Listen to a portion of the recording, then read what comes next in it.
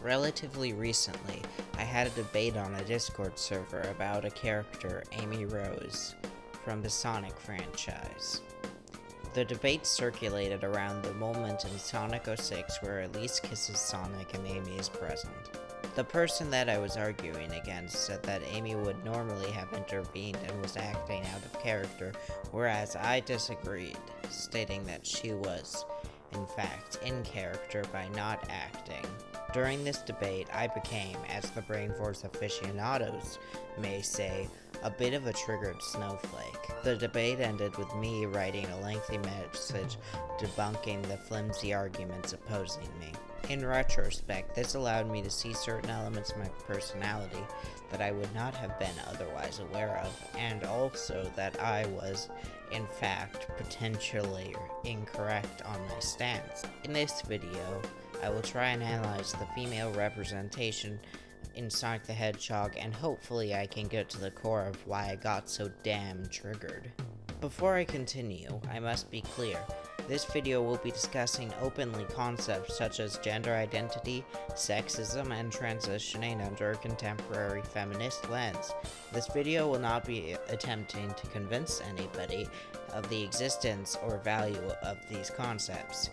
Rather, we will be working under the assumption that you agree that female diversity and feminism are good things, and that varying gender identities exist. Please, if you do not agree with these sentiments, look elsewhere. This video is not for you. With that said, let's begin. I think the easiest place to start with discussing female representation in Sonic is the early to mid-90s. During this time, Sonic's female representation was sparse in the games. The characters were primarily male. The only notable exception of this was Amy Rose, otherwise known as Rosie. Her main appearance was in Sonic CD, where the plot had her follow Sonic onto Little Planet due to her crush on him, where she was promptly kidnapped by Metal Sonic. She functions in the story as a damsel in distress with very little nuance. While it is notable that Sonic doesn't reciprocate her attraction, I don't think that necessarily changes that Amy is a damsel in distress here. She has had multiple playable portrayals since then in that era, such as Sonic Drift and Sonic Car. I don't think at the time these portrayals did anything notable for her character, with one exception: Sonic the Fighters, which featured Amy as a playable character, which showed that she had the ability to fight and introduced her Pico Pico hammer, now a signature weapon for her. This was the first time Amy was really portrayed as strong and somewhat capable. I have been slightly misleading when I said Amy was the only notable female character in the games. When discussing Sonic as a franchise, we must acknowledge that there is much more than just the video games, and in the US we were given many more female characters in the forms of cartoons and comics. Primarily, I would like to discuss Sally Acorn and Bunny Rabbit. Bunny was partially roboticized, making her a cyborg. She was shown to be able to use her robotic parts to help her.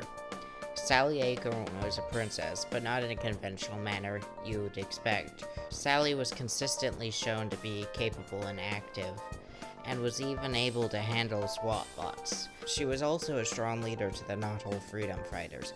For this era of Sonic, Sally Acorn was one of the most outstanding female role models there was. It's also worth acknowledging that European fans had their own female representation in a comic series published by Fleetway called Sonic the Comic. The most significant female character from that is Techno the Canary. She was portrayed as being close friends with Amy and was extremely smart. She helped in many key moments, such as gaining control of the cybernetic armor she was trapped in. It's also notable that in this series, Amy was portrayed as a very capable character who could handle herself.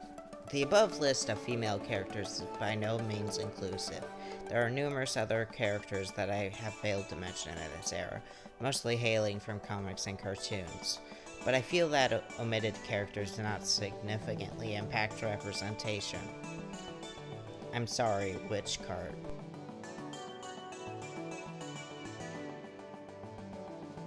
The next notable time frame to discuss would be the late 90s throughout most of the 2000s. During this time, Sonic franchise gained an insurgence of female characters throughout all forms of media.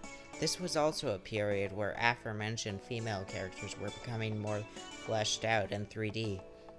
I would like to show some examples of these new female characters that came in and discuss changes in female representation over this period. The first character I'd like to discuss is Amy. I know I touched on her before, but I feel like this era is where she really came into her own and became an interesting character. This started with Sonic Adventure. In her story in the game, she helps a bird find its family. She evades capture from a robot named Zero, and also manages to talk E-102 Gamma, a robot working for Eggman, into being her friend. This game's plot really shows her as a compassionate character and the hope of the Sonic universe. In the conclusion of her story, she finally takes on Zero and discusses how she'll have to show Sonic that she's somebody worth respecting. I feel this story really helped to define her as who she is, a kind and strong heroine. In Sonic Adventure 2, she manages to convince Shadow to help Sonic as well, and in Sonic Heroes, she's the de facto leader of Team Rose. She shows a lot of personal growth in this era and an arc that is logical and satisfying. Her character changes from damsel saved by Sonic to a story of growing up and becoming stronger, both mentally and physically. In Archie, this arc is highlighted even more. This recontextualized her overall story to being about overcoming weakness, as opposed to being a damsel in distress. It's genuinely inspiring for me to see this character progression. Another character that I would like to discuss is Cream the Rabbit. Looking at her character on a cursory glance, it would be easy to assume she lacks depth. Her character does look like an innocent child trope with no subtlety, but I feel like if you look closer at her actions, you can see a more detailed character. Primarily, you can see her bravery. In Sonic Events 2 and 3, when her mother is kidnapped, Cream's first thought is to try and save her, showing strong initiative and seeming genuinely capable throughout the game. In Sonic Heroes, many of her lines show her expressing fear but trying to stay calm. I'd say her character is interesting because of how she shows bravery in a world that may appear overwhelmingly scary. She's a character who never gives up, no matter how frightful the odds may seem, and most of the time she ends up succeeding. That's part of why she's my favorite Sonic character. Wave the Swallow is another character I would like to discuss. She's a member of the Babylon Rogues, a group of thieves. Despite Jet being the leader, Wave often seems like she's the most calm and level-headed member. She's also portrayed to be about as smart as Tails, which is quite a smart character in the universe. Also notable is Blaze the Cat. In the Rush series, she manages to learn the importance of friendship and learns to accept help. She comes off as a closed-off and narrow-minded but charming character. Her conversations with Cream help to humanize her throughout the playthrough in the original Sonic Rush.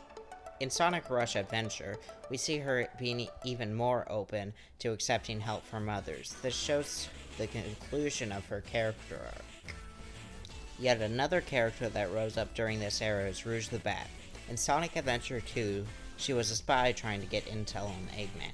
During that time, she grew close to Shadow. At the end of the game, Shadow was believed to have sacrificed himself to save the world. During the events of Sonic Heroes, Rouge finds out Shadow is alive and forms an alliance between Shadow and Omega, a robot made by Eggman that now wishes to kill him. Rouge becomes the leader of Team Dark. In Sonic 06, she stands with Shadow. She says to Shadow, "Even if you believe everyone in the world will be against you, know that I'll always remain by your side." This would seem extremely out of character if taken in isolation, but in the context of Rouge's larger character arc, we can see her growth. I see this as her providing support to a close friend in a way she would not have been able to back in Sonic Adventure 2. She grows to be able to be vulnerable and show a caring side more openly. On April 4th, 2018, IDW started their comic series on Sonic the Hedgehog. While there aren't too many new things to state about this comic series, there's overall some very high quality writing for both the male and female cast. There are two characters in particular I would like to discuss, though. Whisper the Wolf and Tangle the Lemur. Whisper is a shy character who rarely talks in complete sentences. She has many wisps, which she uses with her wisp on, which is a whole nother can of worms to explain. She was betrayed by someone named Mimic. In the Whisper and Tangle miniseries, Whisper tries to take down Mimic, since he poses a threat. Along the way, Tangle gets involved. Without going into horrible detail on the miniseries, Whisper tells Tangle about her past with Mimic, and they become close friends. During the events of the Metal Virus arc, Tangle sacrifices herself to help the rest escape. Whisper tries to save Tangle, but is held back by her wisps. We see Whisper crying after this. The writers go through great pains to show how much this affects Whisper. Whisper tried to kill Eggman at one point out of rage, despite the fact that he was needed to help cure the virus. It was legitimately heartbreaking to read these panels. After the Metal Virus arc was finished, we see Whisper hugging Tangle in a moment that calls back to a part of the Whisper and Tangle miniseries. These two characters show genuine growth in their friendship and feel like they have a strong connection. I know that I've spent most of this video praising the female representation, but there are areas of improvement for the series, especially recently. To quote a wise woman that the internet hates, it's both possible and even necessary to simultaneously enjoy media while also being critical of its more problematic or pernicious aspects. I would like to go into detail with some minor gripes with the representation. Male characters usually only wear gloves and shoes, whereas female characters tend to wear much more clothing. Many of the strong female characters listed before do have odd moments in their characterization. For instance, Blaze was originally going to be uncomfortable with her small breast size, and Sally can often fall prey to being the protagonist's girlfriend. Amy has a similar issue where her crush on Sonic sometimes dominates her character to an extreme degree and she loses her depth. Not to mention Rouge's character design. One other note is the weird standard that only male hedgehogs can have a super state. I can kind of understand the hedgehog part, even if it contradicts previous evidence. After all, I'm here to discuss the female representation, not how Sonic the Hedgehog is secretly eugenics propaganda, which it is, but the male prerequisite seems not only superfluous, but downright sexist. Even though it isn't a super state, Blaze notably does have the Burning Blaze form, which is similar. This standard does majorly affect the way the series looks to outsiders as well. Ken Penders was a writer and artist from the Archie Sonic the Hedgehog series from 1994 to 2006. He became the lead writer during this time. If you are a fan of the Archie comics, you in all likelihood will know his name. Ken Penders has a very negative reputation due to his legal disputes with Archie, which I will go into later. My bias is against him may show here, but I will try to be objective. Ken Penders' writing in the comics has a lot of flaws. I do believe that the flaws on the writing cannot be solely attributed to him, as there were many writers during this time, and if the presidency has taught me anything, it's that those who allow these people to gain power and remain in power are equally at fault. Despite that, I do believe Penders was a large part of why the series ended up with the writing style that it did. I do have evidence to support this claim, which I will list later in this segment. While there are many points I could use to show how his writing style negatively affected the female representation of the comics, I will start with one character who I believe is representative of larger issues in his writing, Geoffrey St. John, a 20-year-old according to Ken Penders. I must deeply stress that this character is an adult. He was a member of the Royal Guard who was used as a secondary love interest for Sally, who is 16. He and Sally both showed affection for each other. I feel the need to address one point I've seen defending this. I've seen it stated that because the ages of these characters are not emphasized, they're not relevant when considering these comics. I would disagree with this statement strongly.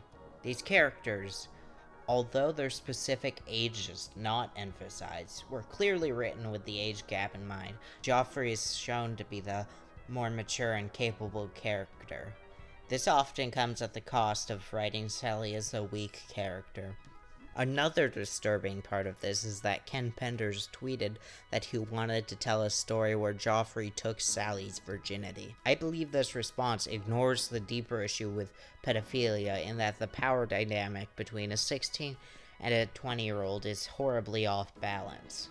I don't mean to make unfounded accusations about Ken Penders, but he's an adult who wanted to write a story where an adult had sex with a minor, which is statutory rape. The fact that he saw no issue with this is deeply concerning. I don't want to stay on this point because it didn't actually get into the comics, but I feel that it exposes some of the deeper issues with Ken Penders' thought process. Now, I want to mention one point that I could definitely go a lot deeper into, but I won't. Ken Penders seemed really to like rape allegories in her work. One primary example of this is Bunny, who in one memorable scene was infected with nanites. It's clearly a rape metaphor. As a person who has been through sexual assault, going through that scene was painful. It's written without sympathy, with its only goal being to victimize Bunny. I cannot understand why anyone thought it was appropriate to depict, even through metaphor, one of the worst things that can happen to a person in a children's comic book. The scene reads with no nuance or subtlety. It's genuinely horrible, and I honestly don't think I have the mental fortitude to express why for any longer, although I can assure you that this trend continues throughout Penders' writing. I apologize for getting so serious, but I feel like it's necessary to understand just how wrong that is. I cannot write about this topic and ignore this in good faith. Let's move on to another point. The way the women are written in Penders' work, I think, says a lot about what he thinks about women. They are often emotional and act seemingly out of spite. Relationships are consistently portrayed as women being either malicious or subservient, with the men almost always being the rational-minded one. The way she's written seems to remind me of how insecure men think relationships operate. Oftentimes, they won't realize their faults and will just assume that the woman is some heartless bitch who hurt them. I'd like to discuss the end of Ken Penders' writing for Archie Sonic. After Ken Penders stopped writing for the series, Ian Flynn took over. These issues almost immediately stopped being so prolific in the comics. The only major person to leave during this was Ken Penders. This leads me to believe that he was a key factor in this writing. Furthermore, after some complicated legal disputes with Archie where Penders argued he owned all the characters he wrote for in the series, he gained ownership of many of these characters and wrote his own series with these characters called the Lara Sue Chronicles. I don't think I really need to say that it still has the unique Penders charm. Now, am I saying that Ken Penders is a deeply disturbing individual who wrote some of the worst and most sexist comics, and that it's unsettling that so many people sat idly by and let him crank out this misogynistic dog shit writing? For legal reasons, no. That could be a slander charge, and Ken Penders seems really trigger happy with that lawsuit button. There are some characters I feel are either not great representations or have some nuance in their representation that makes them hard to categorize as strictly good representation or bad representation. I'd like to discuss those now. The first character I'd like to discuss is Elise. Most people can agree that she functions as a damsel in distress. She gets kidnapped 5 times in one game. Thankfully, she only appears in one game, but it still can't be ignored. The next character I'd like to discuss is Cosmo. This one may be contentious, as there is some credit to give here too. Cosmo's from Sonic X. She's an alien who came to warn Sonic of an incoming threat of the Metarex after her planet was destroyed. Over the course of her time on the show, she's shown to have some really solid characterization. She's shown to be caring and brave. Over time, Tails grows a crush on her.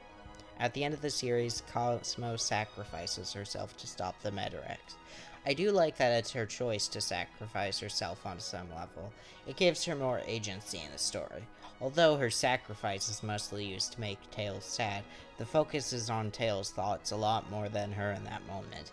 She's used to further Tails' growth in this way, and I feel like she suffers because of this.